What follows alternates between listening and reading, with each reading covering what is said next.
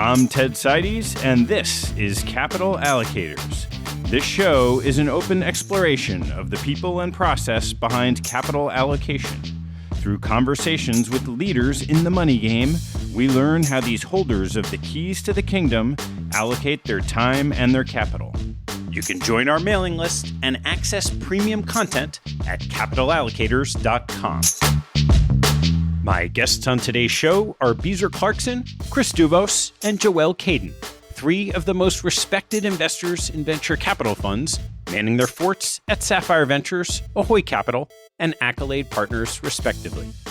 Each is a past guest on the show, and we've replayed those conversations in the feed. In a far more challenging environment after last year's public market growth sell-off and tightening of purse strings in private markets, we convened to discuss the state of the venture capital industry.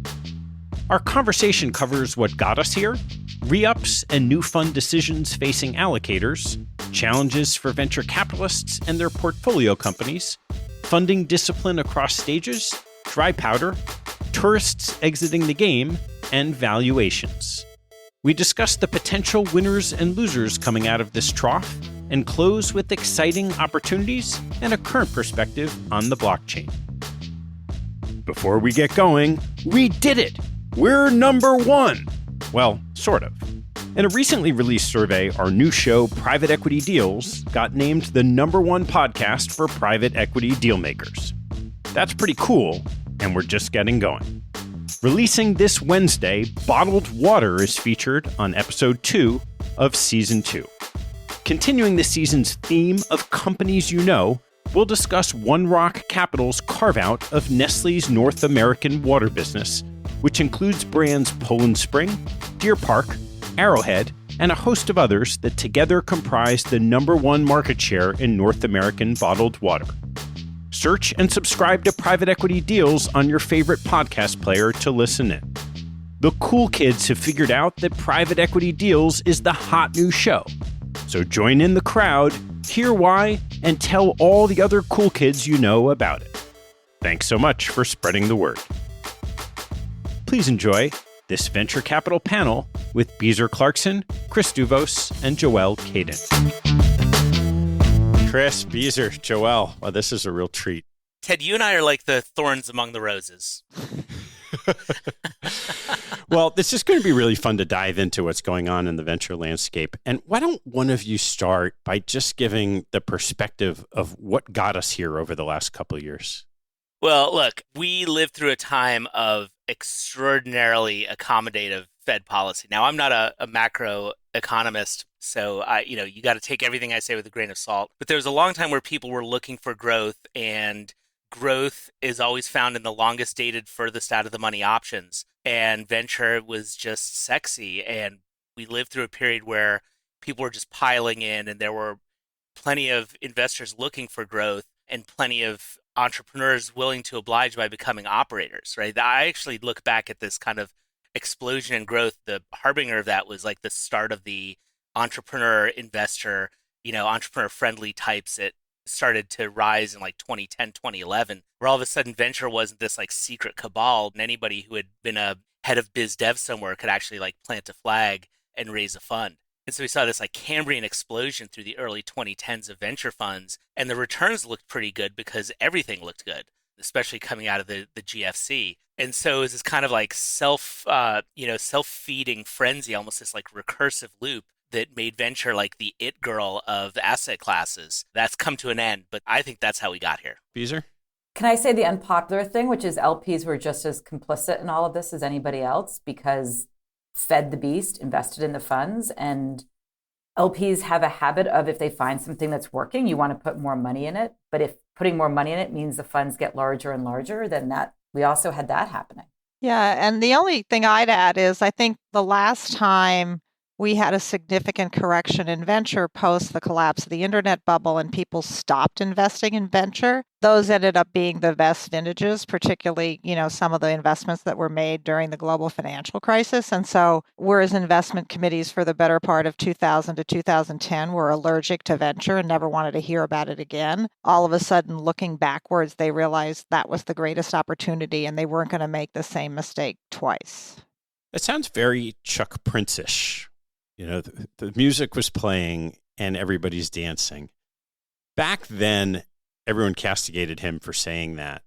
But there is this element of rationality to it, right? Even though people felt like things were getting frothy, people continued to invest. How did you think about your participation, each of you, over those last couple of years before last year? Chris, why don't you jump in?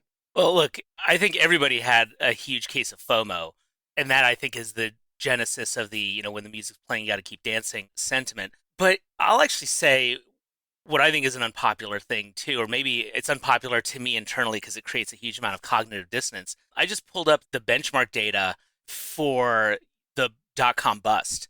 We all lived through that. And we would have these funds that it was like water torture. They were just trickling away to, asymptoting to zero. I mean, how can you be down every quarter 20% for like 8, 9, 10 quarters? We saw that with even like some of our best funds when I was at Princeton's endowment. But in the end, those funds, they weren't great, but a lot of them returned money. I think the benchmark actually is like positive, like 1.07% or something for the 2000 vintage. So it actually becomes this question of if the secret sauce of venture is that we've got these stale prices and, we have this like interim volatility that kind of like tosses and turns us all over the place. But at the end of the day, if you can just hold on long enough, you'll actually potentially get your money back even in a bad scenario. Maybe it won't meet the opportunity cost of equity capital and all that stuff. But maybe the risk premia all arises from the horizon premium, which is just like being able to take a longer term bet than the next guy. So, off my philosophical horse there, I actually think people like started looking back at that and saying, like, if that's the worst it can get, maybe it's not so bad. And so why don't we pile into this stuff? Beezer? What was the question? So the question was, as the market got hot, even if you felt it was hot, what did you do during that period of time?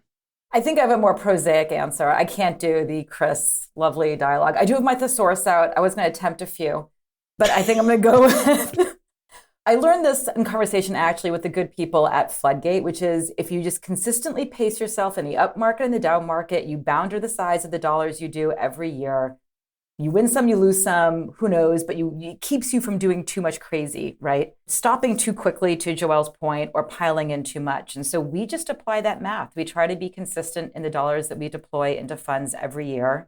We try to make the best choices that we can, and we'll see how the cards fall. But a lot of it is just the consistency. To Chris's point, history has taught everybody you don't stop investing. Hitting the pedal to the metal and then pumping the brakes can be problematic on the reverse. So we just tried to keep going as best as we could. Yeah, Joelle, one of the things related to that, there is that concept of, okay, we're just going to deploy the same amount every year. But over the last couple of years, you had funds coming back faster and larger. And then you have it on the other side where you have funds that you are raising. How did that play out over the last couple of years?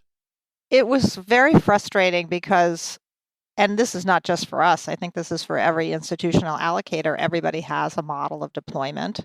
And when the cycle goes from the promised 2 to 3 years to 1 year, your model gets completely shot. Not only did that happen, but also the funds got bigger. And then there was massive product proliferation. So everybody had an opportunity fund, a growth fund, or different sector funds where they were specializing. And I hesitate to use that illegal term pay to play, but I think we all know that, there was some implicit understanding that in order to preserve your allocation, you really needed to participate broadly. So it wasn't just firms coming back to market so quickly, but firms having multiple products. I mean, it was a dizzying pace of commitments. And so it's very difficult to explain to prospective LPs why you're coming back to market with our funds, 2 years sooner than we had originally articulated through no fault of our own, because we wanted to maintain the ability to support our managers as they raise subsequent funds. When that's happening, ultimately then your LPs have the same problem. There's more money that you're deploying coming back. How do you think through what became the denominator effect as when public markets sold off? And Chris said, maybe stale prices are okay in venture because if you wait long enough, the businesses do smooth out the volatility. How did you manage the deployment cycle and helping your clients think through how to do it on their side? For a while, it all worked, right? Because we had a very vibrant IPO market. We also invest in growth equity where there were a lot of transactions of companies getting bought by financial buyers and strategic buyers. So for a while, we were sending money back to the LPs. And then to your point, the music stopped and has ground to a halt. So I don't think we're any different than anyone else. Everybody's trying to figure out what is the appropriate valuation for a lot of these illiquid assets, since we know what's happened to the denominator, which is the public markets have collapsed, bonds performed horribly. The only thing that did well last year was oil and gas and some multi-strategy hedge funds. Most people don't have enough exposure to that to matter. So I think what you're seeing is a flight to quality where people are being much more disciplined in terms of re-ups with managers and also sizing things appropriately. And frankly, you're going to see a lot of turnover in the LP base for managers broadly as people see who really performed well in what was a very promiscuous environment, and those people who stayed at the party too long, as my dear partner Athol is inclined to say. I'd also say that we're hearing from our fellow LPs that they are stuck on committing this year, potentially next year, because of exactly this. They did so much because they felt they had to preserve relationships, and they were looking to make money for whatever institution they were working for. So they're 3x over, plus the NAV is up. People haven't written things down. And so the math of their portfolio allocation says no mas for 12, 24 months. And so I don't know if GPs understand we're all party of this making, but people are going to come back and be like, we're ready to fundraise. And LPs might be like, yeah, I'm not actually in a position to deploy because these things need to shift before the model, if you've got multiple strategies, right? If you're doing privates and publics and real assets, says I'm overcommitted already to venture and can't add more. And I don't think we've seen that yet. I think that will start playing out in very painful ways this year. One little point on that score. By the way, some of those asset classes might actually perform a lot better than venture, like credit, or maybe emerging markets finally will have their day in the sun. I'm not an expert on that at all, but allocators have more than venture to invest in, and venture managers seem to forget that. They think they're the only asset class under the sun, and that it's a must-have asset class. It's hilarious because I remember being at Princeton and we had, our Monday meeting and, we'd have Peter Stein come in and talk about hedge funds and domestic equity, and John Erickson would come in and talk about international equity. And we'd sit there in venture world and, Peter Stein would talk about new manager and their alpha and their omega and their gamma and their, all these like Greek letters and have all this quantitative stuff. And it would come to us and we'd say, we like this venture firm because of the team. They got a great team. And you sit there and you feel silly. And I think venture people think that that's perfectly okay. Like, oh, they've got great vibes. Like, we're investing on vibes today. But like when you're sitting at an asset allocator where there's a complex lambada of risk and return that gets danced into these sweaty Monday meetings, you realize pretty quickly that venture doesn't have a monopoly on wisdom, even though people in the zip code that I'm sitting in, 94301, think it does. The other thing I'll say, Joelle, you brought up a great point about product proliferation. And like, I don't mean to sound like the cranky old guy, but we've seen this before where the velocity got really fast and, in the 2000s, all this stuff. And funds were their own growth funds, right? Fund N+1 was the growth or the opportunity fund for your prior fund back then. Now we've just started calling them opportunity funds, which, by the way, is just a sneaky way around the issue of my LPs don't want me to get too big. So I'll leave my core fund the same size, but I'll raise this opportunity fund. And I think we've been whistling as an industry past the graveyard on this one for a while, because what we saw in 2000 and 2001, 2002 is all of a sudden you find these companies that have like these distressed fundraisers, and you actually find the same fund owning two different securities, which may be in conflict with each other. And maybe one fund has capital and can do the pay to play. And I think people have kind of totally missed the boat on this. And I bring this up with GPs and they say, oh, no, we'll figure it out. And I think it's a recipe for angry LPs. I'd love to turn to clicking down on this for each of you of how you're responding. And maybe it's easiest to break that up into what you're doing in your portfolios with re-ups and what you're doing when you're seeing new funds or how you're treating new funds. And Joelle, why don't you kick that off? Sure. With respect to re-ups, we're doing a complete re-underwrite of each manager, which, by the way, is what we've done historically. We just didn't have a lot of time to do it in the height of the frenzy of the 21, particularly 21 period. And I think we've made some painful decisions to transition away from managers that we've had, in some cases, a longstanding relationship with, in some cases, maybe only been an investor for a couple of funds. Some of it had to do with massive expansion of fund size. I mean, when funds triple over 4 years, it's not what we thought we were going to be investing in when we first committed to a smaller team that had a great thesis and a great opportunity to outperform. We don't tend to like larger funds, and we don't like later stage investing, largely because we think that is an area that is sort of more correlated to the public markets, and an arbitrage opportunity. And so at a period of massive great inflation, that's the area that's going to prove to be most susceptible to correction. We're always open for business for new funds. And, we as a fund of funds, like anyone else, we offer access, and we offer historically the opportunity to identify funds earlier on in their evolution before they become institutionally well known. And, we've just continued to do that. We're actually making a number of new investments, both in venture and growth, to first-time managers or first institutional funds, with the hope those people are hungry and driven, are going to outperform. So a fine-tooth comb on existing managers and a really high bar for re-ups, and then excitement when we do find new managers. So Joelle, you mentioned on the re-ups of some of those that you've been with for a while, a significant increase in size being one of the kill criteria. Curious, what are some of the other things in some of the relationships you've chosen not to continue with managers relative to some of the other ones where you have? Yeah, so, a couple things. One, firms doing what we didn't think they were going to do, i.e., you were going to be investing at a certain point in the cycle, and you've completely changed that, rationalizing that because of the environment, you were, quote, disciplined, and you invested early, but at crazy high valuations. So, that makes no sense. Also, when funds get bigger, the team gets bigger. So, if you're betting on 3 people to do the investing and suddenly it's 10 people, and most of those people don't have investment backgrounds or long track records, it's just not the same team. And, for people to say they're going to learn, I just don't want them learning on my LP's money. And then in this environment where capital is more scarce, what is it that really lights you up about a new fund that you choose to back? Well, most of the people that we back have had some track record at another firm and are betting on themselves, taking the risk in a really challenging environment to start a fund. And so, they're usually people that we've been tracking in one way, shape, or form that then decide to go out on their own, or, had a very modestized fund and now are raising, as I said, a real institutional fund, and also in areas that we find interesting. Beezer?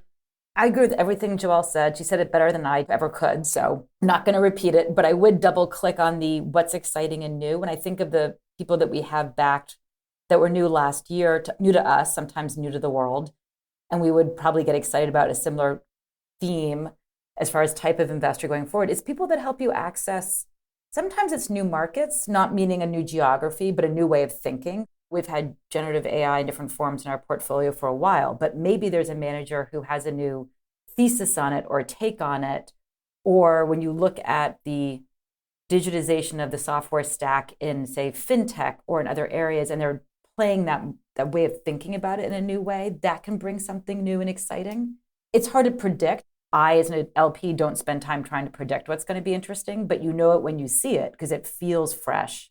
Maybe it's not a newer investor, but it's a new way of thinking about something. And that filter is what always kind of gets us keen. And the authenticity of it resonates. And I'm just going to say that because a lot of times you get 6 decks and they all read exactly the same and you can't remember them. And then even if someone's going after the exact same, whatever it is, there's something about the authentic voice that I think comes through, at least for me. Beezer, one question for you on re-ups. You mentioned as sort of part of a plan to put roughly the same dollars to work year after year. When you have that cadence that's coming back larger and faster, how did you make those allocation decisions in your portfolio? Yeah, it was hard. I'm not going to pretend it wasn't hard, and it wasn't fun. For the extent of whether or not funds are relevant criteria, we like to enjoy what we do. There were some times where if, as an LP, you look through and you say, okay, if this fund is typically every 36 months and now it's every 18 months, I can take the same check and have it. Because in my portfolio, I'm getting the same exposure. And many LPs I know had to solve that way because it was an obvious mathematical way of solving. There were some times where we were in the same situation that Joelle was in, where funds, we call it, mature out of our program because they just get much bigger than what we focus on. We focus on early stage venture. And there's some fund sizes that we just feel become too big for us. And so we had some managers mature out. We don't think they're bad managers necessarily. We wish them the best of luck. Just we had to say goodbye. yeah, you have to make a lot of hard decisions and you kind of play with the different options that you have. And then sometimes there's some where you say, you know what, it's faster and this is a big check, but we have conviction, and you choose to go down that path. Chris, I know you always have something to add. So re-ups and new commitments. Well, I've built this Kafka-esque prison for myself, which is I try to run a really concentrated portfolio and at the same time seek out new managers.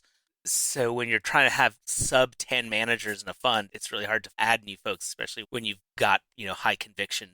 So sometimes I lose sleep over what's out there that I'm missing that I might have done as a younger lad. But one thing, just like Joelle and Beezer said, I really believe in Mike Maples' dictum, your fund size is your strategy. And we have a very specific strategy around where we play in the market. And a lot of our managers have grown out of that. There's this kind of law of financial levitation where GPs get addicted to fund size. We hear like these amazing rationalizations. Beezer and I know this one manager in common where, they started with a pretty modestly sized fund. Beezer and I were both in their first institutional fund, and they promised that they would never be bigger than first round. And then one day they announced a fund that was like 5x that benchmark. And I said, why are you doing that? And they said, well, we feel like we're short stacked at the poker table because we're sitting at the poker table with guys like Andreessen and Khosla, and they named like 6 or 7 funds that they compete with. And they're like, and we have to play with them. We have to be able to play and lean into later rounds with them. And I said, they may not believe it, and you may not believe it, but those guys have a fundamentally different cost of capital than I want you to have. And if that's the game that you're going to play, we're going to have to step back. And it made me think of, David Swenson once said the secret to Yale's success in private markets was that they got off the bus one stop too early rather than one stop too late.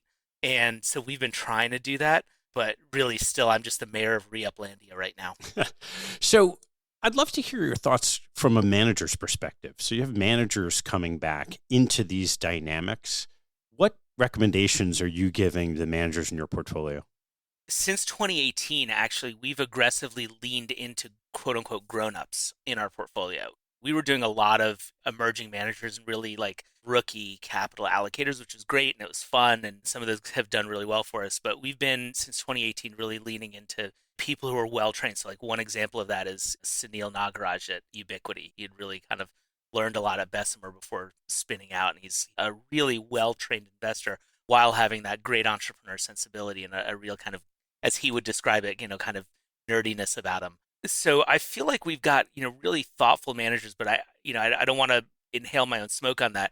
What I am telling people is at the end of the day, somebody's going to pay you, whether it's an acquirer or the public markets, is going to pay a company for creating sustainable unit economics at scale. Like, how do you get to that? And I think today, we've lived through a 12-year period where financing risk was non-existent. And that's really distorted how people think about venture. And I think now that capital is becoming scarce, again, there's going to be a real premium on getting to the sustainable unit economics at scale sooner rather than later. So we're spending a lot of, time talking to our managers about that. The other thing I'm spending time talking to my managers about is just being really ruthless about their portfolio construction and really kind of metering out their reserves and making sure they're not putting good money after bad. Because we lived through a time where everybody was moving at quote unquote startup speed. And Henry McCants from Greylock, his words ring in my head. Venture works really well when capital is expensive and time is cheap. When time gets dear and capital gets cheap, watch out. And that's, the period we've lived through. And so maybe, we can like retroactively fix some of the problems that we've built into our portfolios.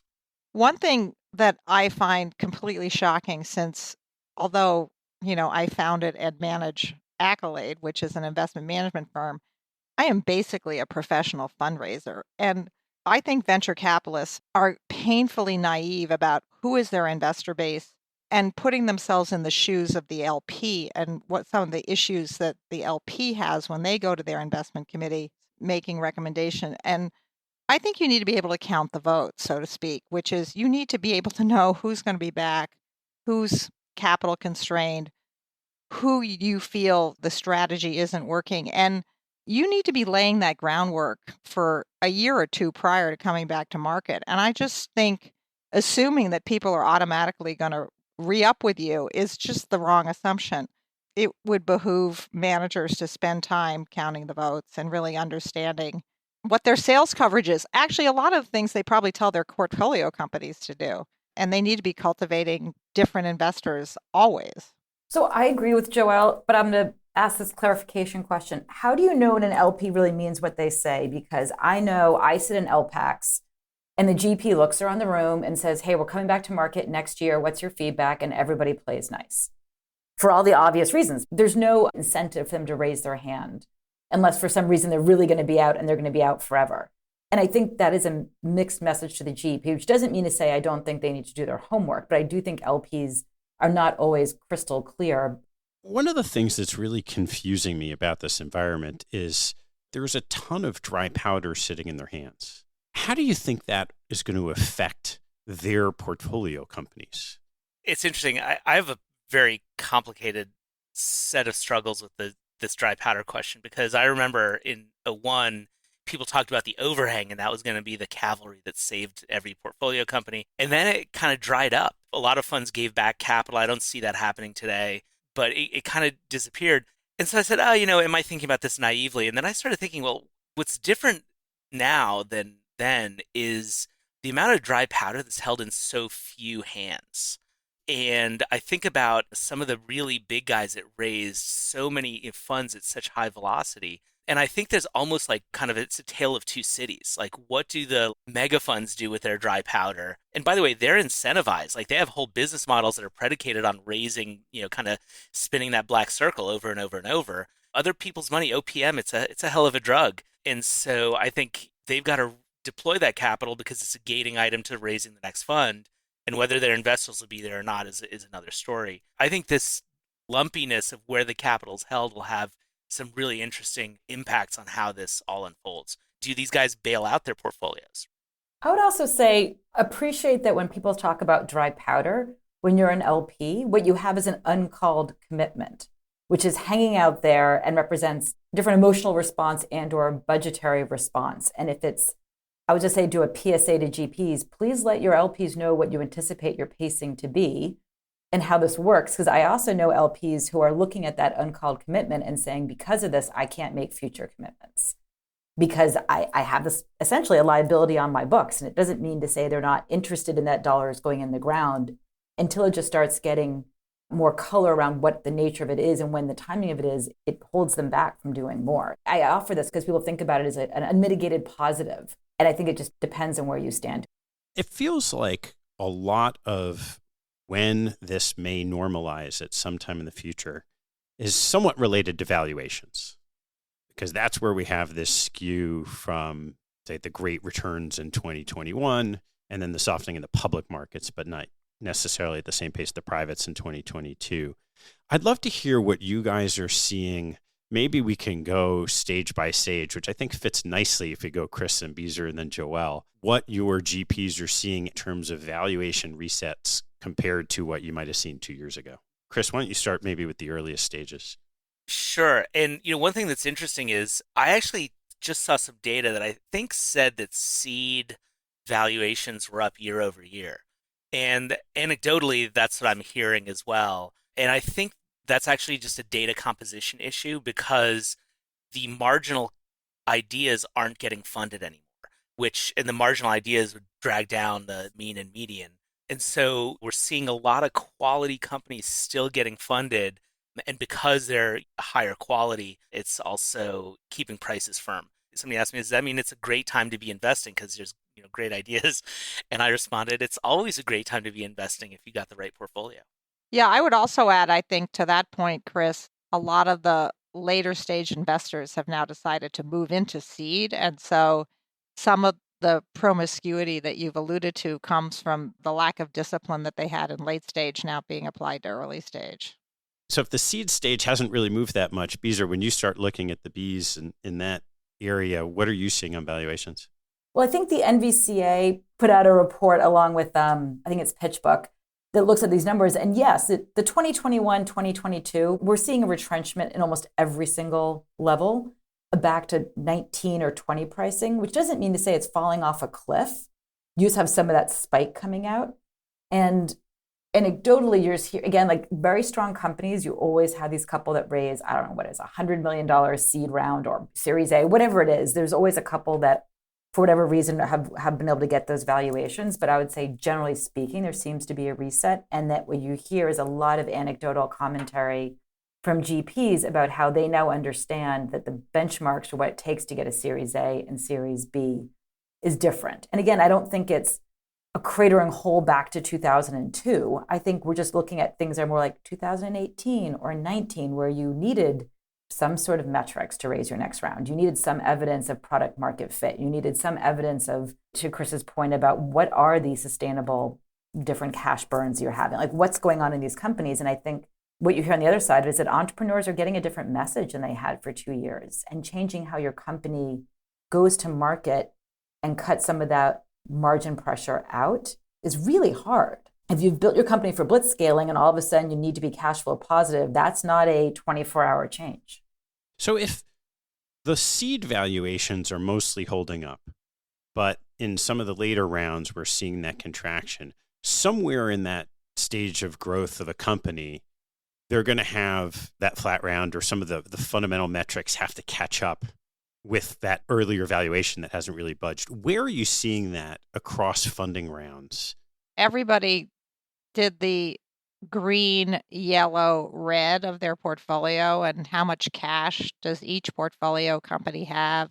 And you're on the right side of the angels if you have 24 months of cash, because you got to realize you got to start fundraising at 18 months, not at month 24. The other thing we've seen is for companies that managers deem to be doing well, a lot of inside rounds sort of giving more runway to those companies. So I don't think we've seen the down round and all the difficulties that are going to happen for those companies where, to Beezer's point, there's just not enough evidence of progress and not enough capital to support the bazillions of companies that have been created over the last cycle. So we haven't seen that yet.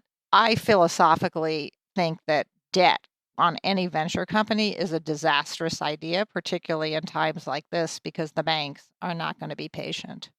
We hear these days that companies, for lots of reasons, are reticent to have down rounds. And so you start having preferred structures and different things that come in to let the company keep going and grow into the valuation. I'm curious what your perspectives are of your GPs who are encouraging companies in different ways to extend out at similar valuation levels with different structures relative to just taking that pain if we all think that the down round is going to come.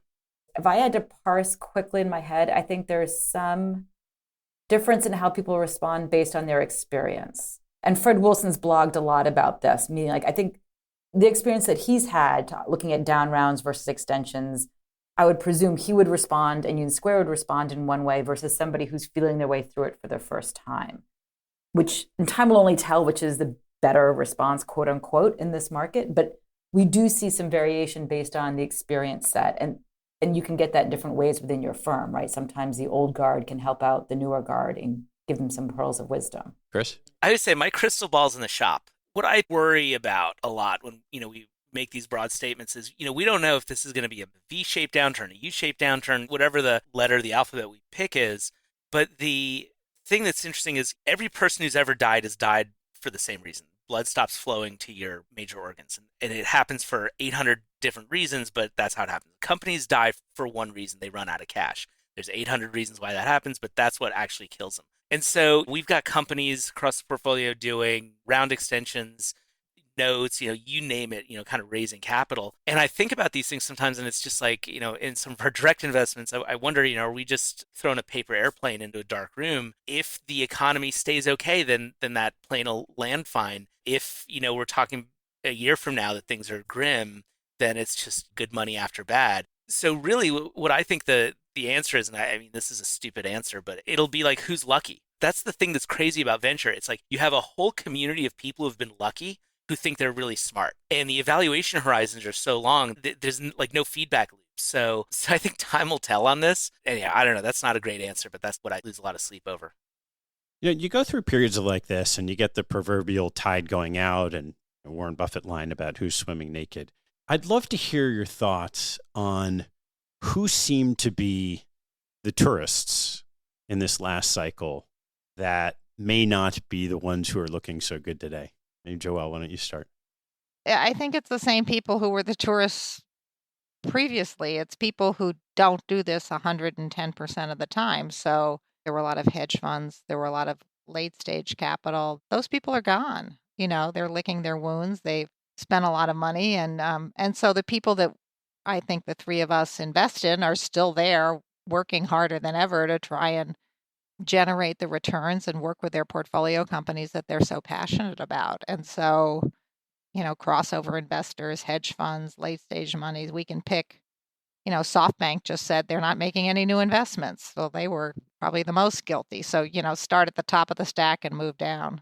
I feel both ways on this because the diversity in the ecosystem, for better or for worse, seems to start in the newer people starting into venture. And we're seeing a lot of those folks leave the room because, to Joelle's point, maybe this was their second gig. Maybe they were operating a company and starting a fund on the side. Maybe they were fundraising through public, like Twitters and rolling funds and new mechanisms that are out there that me as an individual, I think is awesome because it does allow for more diversification and more on paths on. So it doesn't have to be this weird ivory tower of, do you know somebody who's been doing it for 40 years who never sends a missive out of their ivory tower? And you can sort of bring some new entrants into venture, but some of them weren't doing it 100% of their time. And I think this is just a really hard job to do, not being 100% of your focus. And it's not always up and to the right, and it's not always fun. And this market's just going to help people really sit with, do they want to do this or not? And it seems like for some folks, they either can't fundraise or they don't want to do it. And that's an okay answer too. It's funny. There's this tweet that's been going around. It's a poster somewhere, and it says, "We didn't do this because it's easy. We did it because we thought it would be easy." That's kind of emblematic of what I call the dilettantification of venture capital, which is kind of what you were alluding to, Beezer. I love kicking the crossover funds and like, why is T. Rowe Price investing in some of the stuff like, or Fidelity, like, okay, great, knock yourselves out with your, 11% hurdle rate. But really the chaos capital that we saw in the seed stage and the barriers to entry really came down. And a lot of people just started raising funds after an entrepreneurial experience the same way, people who don't know what they're going to do after college go to law school. It's just like a thing to do to like camp out for a few years and figure it out later. And then you get this, OPM, other people's money. It's a hell of a drug. And if you can raise a rolling fund or whatever, great, boom, and then build a track record. And I think those guys had a really deleterious effect on the market because the marginal dollar sets the price. And so we had all these marginal dollars flooding the ecosystem and quite frankly wrecking it. I'm okay with the fact now when we do CEO reference calls, they're not also pitching me their fund because it's very disconcerting. Oh, and not just once. This wasn't a one-off occurrence. Like this was consistent enough that it was very present, which was, you're calling to say like, how's it going with your GP? Talk me through how you found them. How's the experience? And they're like, here's my operating. And then, oh, by the way, I'm raising a fund. And you're like, well, aren't you operating? It's just very hard to do both jobs well. And maybe there's a couple CEOs out there with multiple jobs that we all know of very publicly, but for the mere mortals of the rest of the world, I don't know, it feels like it's a focus. What do you think happens with the scale players that really grossed up? So they're not the tourists, but what Andreessen's done over the last decade, Sequoia with the one fund, some of these players that have really, as you mentioned earlier, Chris, the reason why you had to be bigger than first round was to play with these big boys. What's going to happen with those models? So one word we haven't mentioned in this whole conversation is liquidity. Like, show me the money. And, when you've raised multiple funds and there's no money coming back, and that's sort of part of your model, I think what's going to happen is there's going to be less money to go around to people who had built models on scaling pretty aggressively. And so maybe you pick a couple of funds and maybe you get penalized for picking a couple of funds because you just don't have the capacity to all those funds. I was talking to a leading endowment yesterday that said that 75% of their venture allocation was to 3 managers. That's a problem. Well, it's to 3 managers, each of whom has 8 underlying products. And I can tell you mathematically that not all of those funds is going to be an outperformer. And that's part of the problem is you've historically had to do this pay to play thing. And that's not going to work going forward because people don't have as much capital to do that. And so unless I know everybody's jetting to the Middle East, but I don't think those people are that stupid or promiscuous. But that's what we hear. Oh, if we can't raise it here, we're going to Dubai. 100%. We hear it all day long. I think there's going to be more LP churn. I don't know if these established multi-stage stack funds are going to raise significantly less capital. There might be some haircuts being taken. Tiger has announced that they're raising a slightly smaller funds, things like that. It's still many Bs. But I do think the makeup of the LP base will be different, and that there will be some endowments or foundations or whomever's that will do a handful of them. And then a lot of other folks, I'm hearing it, are looking for the slightly less than multi-Bs opportunities. And who are those folks? And trying to figure that out. But we fetishize in this business brands so much. And I think back to the worst decision I ever made in '02 when Accel came back, and you looked at the numbers and the numbers were horrible. The list of people that said no to Accel in 2002 was immense.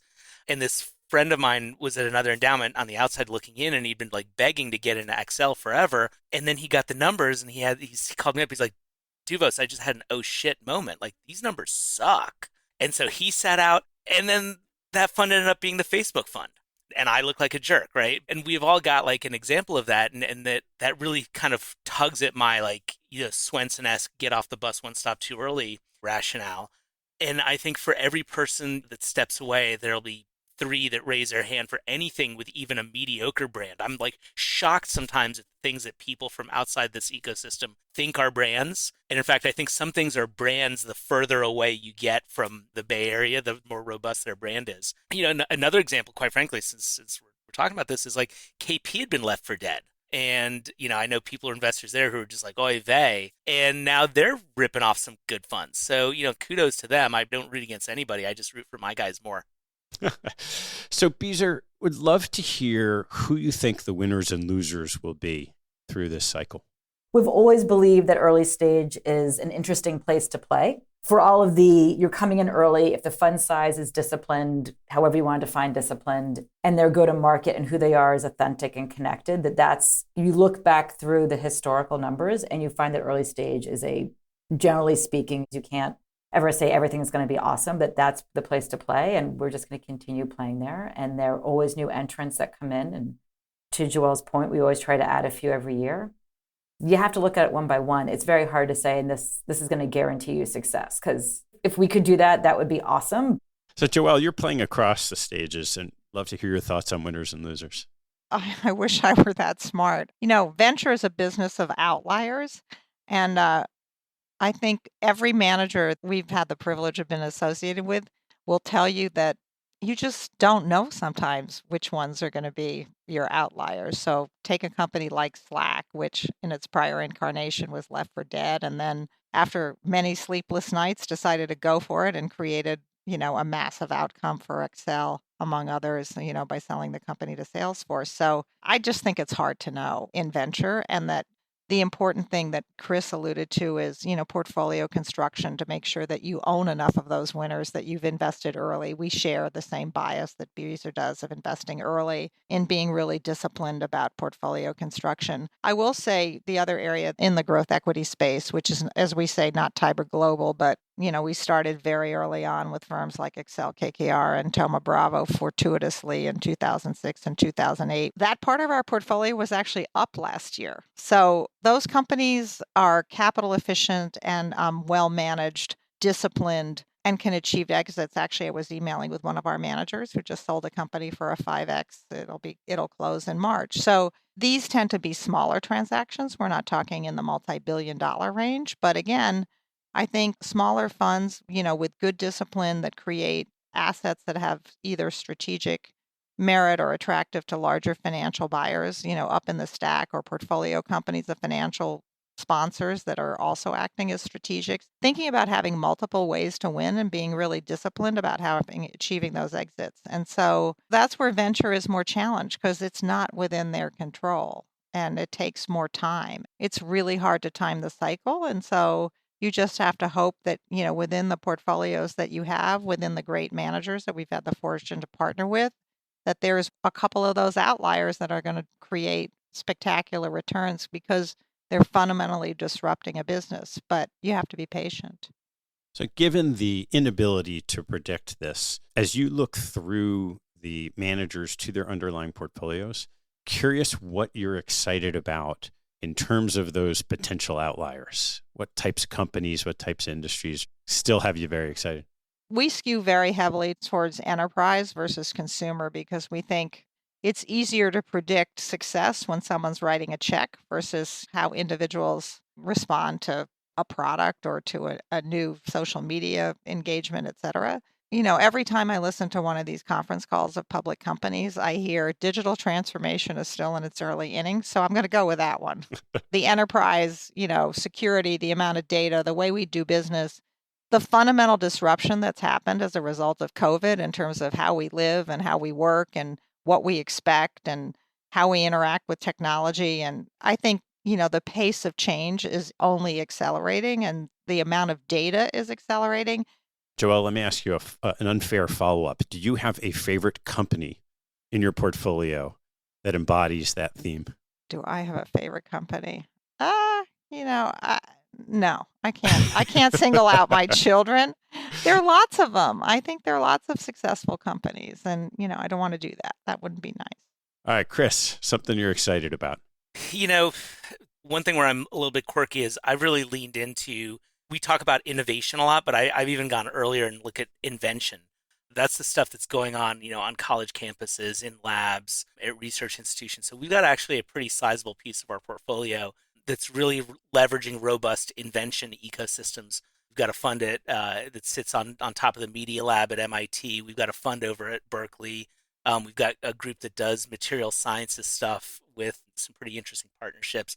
And they're these really quirky, I almost call that part of the portfolio the land of the misfit toys, because they're doing companies in some cases that nobody will ever hear of, but they're capitalizing them. The material sciences guys, none of their companies will ever sell for more than $200 million. But when you can own 35% of the company for $750K and you got a $25 million fund, the arithmetic works in your favor. It's tough because I do a lot of things that are not in my interest, when we market our funds. Like everybody wants to have, all the logos. And I talk to my investors about my companies and they're like, oh, I've never heard of that. I've never heard of that. And I'm like, yeah, but that thing could return 80% of our fund. So I kind of love that. It makes it off market and it keeps me young. Beezer? My such smart compadres on this podcast. Yes, I agree with everything you're saying. So we wrote a blog sometime mid last year on consumer versus enterprise exits. And this is a data set that we've been tracking now for multiple decades. Anyone wants to look at the numbers that Joelle was referencing, we put it out there and it just shows you the consistency of the enterprise returns. It also shows you for the really big wins, the Coinbases, the Facebooks, those are in the land of the consumer, but they're very spiky. To get those returns, there's fewer of those companies. And the consistency of the portfolio of enterprise doesn't have some of those same ultimate outcomes, but there's just more of them in a basket. So you can construct portfolios the way Joelle was saying, which is if you play in a similar vein in enterprise, there could be some different potential return profiles. We look at these things very seriously and try to think through our portfolio construction in the same way. If we were having this conversation, say, a year and a half ago, there's no way we would have gotten this far without talking about crypto and blockchain. This is now something that no one's paying attention to. Joelle, I know you've been in the space, so I'd love to hear your perspectives on what you're seeing. So first, let me say that my partners, Athol, Aram, and Marcos, spend a lot of time here. I say we have the best house in a bad neighborhood, and then I follow up by saying that's what the realtor tells you never to do. So I think the team has done an absolutely spectacular job in identifying really interesting opportunities. So let me say a couple things. One, to your point, Ted, I think people are talking about it because every single investment committee is asking its staff, what is our exposure to crypto? And so 2% of the portfolio is now consuming 110% of the discussion at the IC. So we've gone from everybody talking about it in a positive way to everybody talking about it in an incredibly negative way. So what we say is it's the blockchain technology is fundamentally disruptive. I suspect it's going to take a lot longer to get to the promised land. I hope we get to the promised land because we're now in the crypto winter, which says people are really continuing to build really interesting projects. I just read something where the big banks, MasterCard, et cetera, they're all using blockchain technology. And, there are fundamental problems that need to be solved. Why should trade settle not instantaneously? Don't you want to own a title insurance company? I do. I mean, that's just a license to steal money as far as I can tell. Why should creative people not benefit in the appreciation of the art that they create? I mean, there are lots of things that I think ultimately everybody always says, like, what's the use case? Well, I think we're going to get to the use case. It's just going to take longer. And so the amount of people that are continuing to develop and the attractiveness of the space, those courses at universities, the number of people that apply to Andreessen School, we are in a period of profound correction. Nobody likes the space. There have been a lot of terrible actors and a lot of fraud, which is probably not atypical if you read about the, quote, robber barons of the earlier I mean, in every cycle, they're fraud. So what can you do? But eventually, this is a fundamentally important technology, and hopefully we'll build some really good companies. But right now, everybody hates the space. Chris, that feeds right into your wheelhouse. Everybody hates something. How are you thinking about blockchain these days? Blockchain cracks me up because, as Joelle said, there are robber barons, and you go on Twitter and you see all these. I'm happy that the crypto clowns are gone. The people who would type things like have fun being poor. But that said, we do have some crypto exposure, not a lot, but there's stuff that's being built that's really important. And I remember hearing Tim Berners-Lee talk about Web3 like a long time ago before people thought about crypto. I hated how Web3 and crypto became like conflated, because what I think is really interesting is crypto is a data layer of Web3, but then you've got the interaction layer and the compute layer, and we're starting to see all those kind of come together. I've had a particular interest for a long time in the interaction layer, new sensors, right? Like right now we're interacting with the compute world through keyboards and phones and other devices, but I'm so interested in passive sensors that can actually tell us things while we're not looking or while we're not focusing on interacting with them. And there's a whole world of stuff like that. And we've got some managers that are really leaning into human-computer interaction that really starts to look like Web3. And yes, crypto becomes kind of the secure and identity-driven data layer of that. And that's what I'm excited about. But I think that's going to be like a 10-year journey to figure that out. Beezer? Same. We've had crypto exposure for a while now through some of our managers, some in generalist funds, some in dedicated funds. And I was actually on an annual meeting this week for a crypto-focused fund. And I think they're happy the tourists have left the building. Crypto winter is it's not pleasant for a lot of people, and the fraudsters are never pleasant for anybody. But this is, to echo Joelle, it's a long term. So we haven't shifted in that space. It's all about being disciplined and consistent and finding the layers to play and that work for your portfolio. We're a little more infrastructure, layer one, in keeping with how we look at things, but that doesn't mean to say we don't see opportunity in other areas. All right, I want to ask each of you one last question, which is, what expression or cliche do you find yourself repeating in times like this? Cash is king. No, kidding.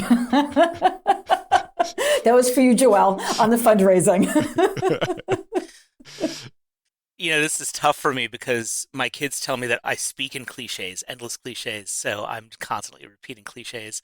But for me, it's moolah in the coolah, baby. Return that capital, because that's what I keep telling GPs, especially those who are asking about fundraising. I'm like, when you don't sub-optimize exits, but when you see an opportunity maybe to sell into a round, if you're an early holder and can sell part of your position, put that moolah in the coolah. Yeah, well, you're mentioning of children. My children hated when I said this, which I said it all the time.